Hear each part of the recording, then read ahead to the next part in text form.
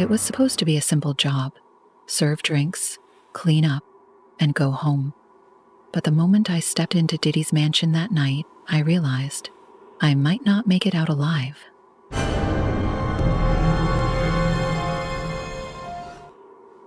The invitation to work at Diddy's New Year's Eve party felt like a once-in-a-lifetime opportunity. When I got the call, I didn't hesitate to accept. Who wouldn't want to work in the sprawling estate of a music icon? The paycheck alone was worth it, and the chance to brush shoulders with celebrities was just the cherry on top. But if I had known what would unfold that night, I would have thrown my phone in the nearest dumpster, and when I arrived at the mansion, I was greeted by towering iron gates and a line of luxury cars winding up the driveway. The house itself was massive, glowing under the moonlight like something out of a movie. Inside, everything sparkled: the chandeliers, the marble floors, even the glasses in the hands of laughing guests. It all screamed opulence, but there was something else in the air too. Something I couldn't put my finger on, a tension that clung to the edges of the party. Just out of reach, the staff quarters were tucked away at the back of the mansion. A man with a sharp suit and an even sharper gaze handed me a black uniform. His expression was unreadable as he told me, "Stick to your duties, stay out of areas you don't belong in, don't ask questions." His tone left no room for argument. I was assigned to clean and restock the guest bathrooms near the main hall. It was simple enough, but as the night wore on, I started noticing strange things. The first was the guest list, or rather, the lack of one. I overheard a couple of staff members whispering in hushed tones about people arriving who weren't supposed to be there. They didn't look like celebrities. They didn't even look like they belonged at a party. Suits too stiff, expressions too cold. The second thing was the staff itself. Everyone seemed on edge, moving quickly and avoiding eye contact. The atmosphere felt suffocating, like something was happening beneath the surface that no one wanted to acknowledge. At one point, I was sent to retrieve more champagne from the cellar. The hallway leading to it was dimly lit, and I could feel the temperature drop as I descended the stairs. The cellar was massive, with rows of wine racks stretching farther than I could see. As I loaded bottles onto a cart, I noticed a heavy metal door tucked into the far corner of the room. It was slightly ajar. Curiosity got the better of me. I walked over, pushing it open just enough to peer inside. It was a storage room, or at least that's what it looked like at first glance. But then I saw the tables. They were metal, like something you'd see in a morgue, and they were bolted to the floor. My stomach churned as I noticed what looked like restraints on the corners. I barely had time to process what I was seeing before I heard footsteps behind me. A hand clamped down on my shoulder, and I spun around to see one of the security guards glaring at me. "This area is off limits," he said, his voice low and threatening. He didn't wait for me to respond.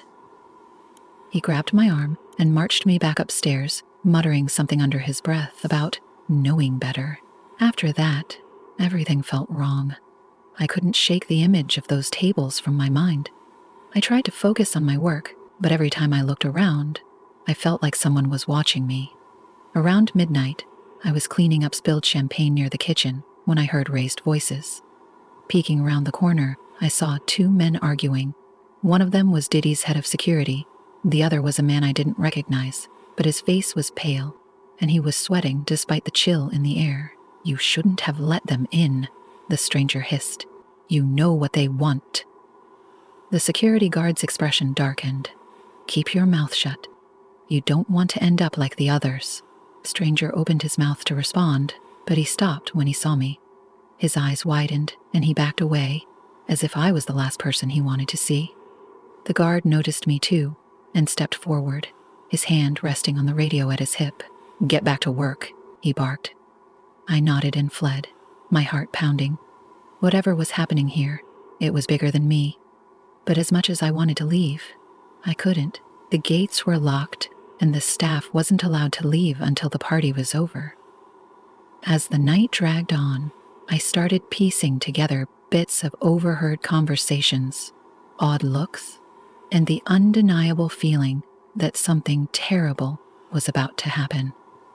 At one point, I was sent to clean up broken glass in a VIP lounge.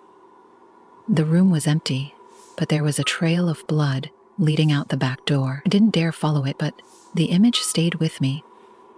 The more I saw, the more convinced I became that this wasn't just a party. It was something darker, something I couldn't begin to understand. By the time the guests started leaving, I was shaking. The staff avoided each other's eyes as they cleaned up, and the air was heavy with unspoken tension. As I grabbed my things to leave, the man in the sharp suit who had given me my uniform appeared in front of me. "You saw something you shouldn't have," he said. I tried to deny it, but he cut me off. "Don't bother lying. Just know this: if you talk, we'll know, and you won't like what happens next." I left the mansion that night, but the memories didn't leave me. I couldn't sleep, couldn't eat, couldn't stop wondering what I'd stumbled into. And every so often, I'd catch sight of a black car parked near my apartment, its windows tinted, too dark to see inside. I don't know what I saw that night. I don't want to know, but one thing is clear: whatever it wasn't meant for me to understand, and I don't think I'll ever truly escape it.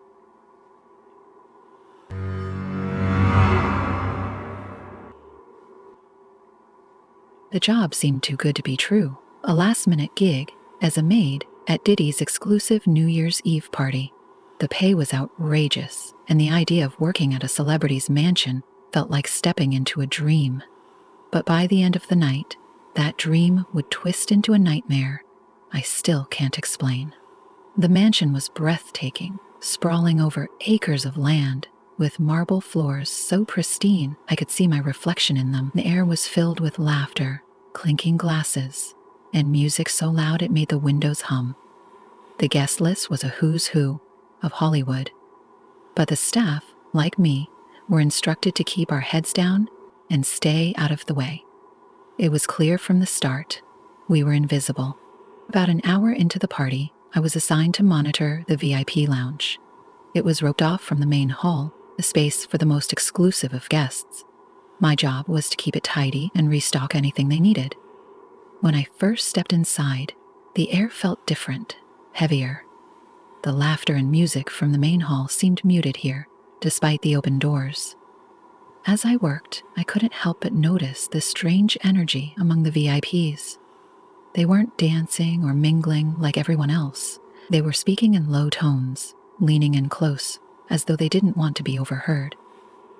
A few times, I caught snippets of their conversations. Words like, "the shipment," "it's secure," and "no one leaves until it's done." At one point, one of the guests, a tall man in an immaculate suit, dropped his drink. When I bent down to clean it up, he leaned closer than necessary and muttered, "Get out while you still can." His words sent a shiver down my spine, but when I looked up, his face was expressionless. He stood and walked away as though nothing had happened.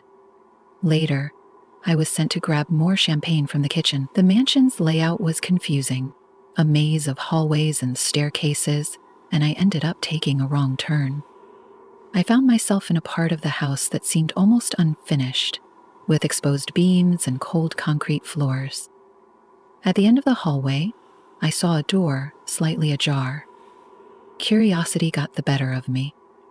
The room beyond was dimly lit and filled with crates, large, heavy, and unmarked. A few were open, and inside were items that made no sense.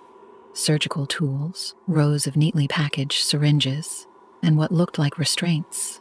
Before I could process what I was looking at, I heard voices approaching. Panicking, I slipped behind a stack of crates and held my breath. Two men entered, their conversation sharp and hurried. "We need to make sure no one wanders in here," one of them said. "If anyone asks questions, they won't make it out of here." The other grunted in agreement, and they began sealing the open crates. My heart was pounding so loudly, I was sure they could hear it. I waited until they left before sneaking out, my hands trembling. Back in the main hall, everything seemed normal. Guests were laughing, the music was pounding, and the staff were moving like clockwork, but I couldn't shake what I'd seen. I tried to tell one of the other maids, a woman who had been working for Diddy for years, but she cut me off with a sharp look. "Don't ask questions," she said, "and don't wander where you're not supposed to." Her voice was firm, but there was a flicker of fear in her eyes. As the night wore on, I noticed other oddities. A group of men in suits stood near the back entrance, blocking anyone from coming or going.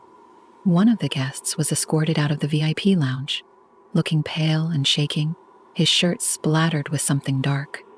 When I tried to ask what was going on, one of the security guards stepped in front of me, his face blank, but his tone ice cold. "Keep your head down," he said, "or we'll make sure you never work again." By the time midnight struck, I was ready to leave, but the staff wasn't allowed to go until cleanup was finished. The VIPs had moved to a private section of the mansion, and the energy in the house felt darker. I overheard someone mention the basement, and my stomach sank. I kept my head down and focused on cleaning, but every time I looked up, I felt like someone was watching me. When I went to take out a tray of glasses, I passed a side door that hadn't been there before, or maybe I just hadn't noticed it. It was slightly open, and from inside, I heard what sounded like faint music, but distorted, like it was playing underwater.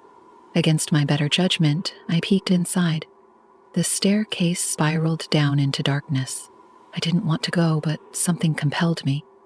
The deeper I went, the colder it got. At the bottom was another door, this one steel and covered in locks. The music was louder here, almost rhythmic, and I could feel it vibrating through the floor. Before I could do anything, I heard footsteps behind me. I turned to see one of the men from earlier, his face twisted in fury. "You shouldn't be here," he hissed. He grabbed my arm and dragged me back upstairs, muttering about how they don't need another mess to clean up. I was sent home not long after that, escorted out by 2 security guards who didn't say a word. The party was still going strong, but I was told my services were no longer required. It made me take a deep breath and tried to relax, but the dangerous tension continued. When I was told my services were no longer required, as I walked to my car, I could feel eyes on me, and when I glanced back, I saw the tall man in the immaculate suit watching me from a window.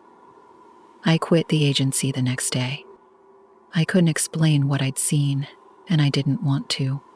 But every now and then, I think about those crates, the basement, and the men guarding the doors.